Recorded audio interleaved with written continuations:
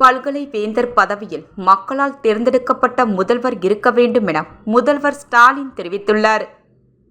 காரைக்குடி அழகப்பா பல்கலை வளாகத்தில் கட்டப்பட்ட வளர் தொழில் நூலகத்தை முதல்வர் ஸ்டாலின் திறந்து வைத்தார். நிகழ்ச்சியில் முதல்வர் ஸ்டாலின் பேசியதாவது: வள்ளல் அழகப்பர் பிறந்த மண்ணுக்கு வந்ததில் மகிழ்ச்சி. கல்விக்காக வள்ளல் அழகப்பர் செய்துள்ள தொண்டு மிக முக்கியமானது.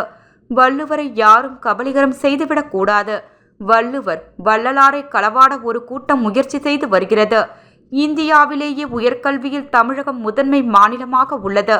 மாணவர்களின் கல்விக்காக தமிழக அரசு பல்வேறு திட்டங்களை செயல்படுத்தி வருகிறது.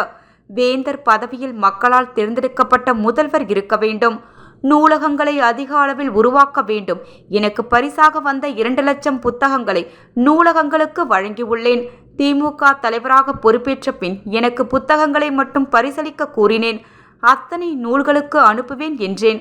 இதுவரை என் கைக்கு 2.75 லட்சம் புத்தகங்கள் வந்துள்ளன.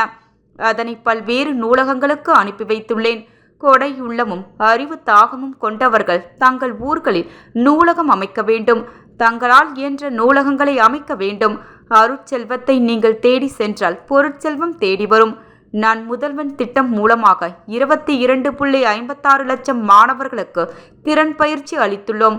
புதுமை பெண் திட்டத்தால் கல்லூரிகளில் சேரும் மாணவிகளின் எண்ணிக்கை அதிகரித்துள்ளது.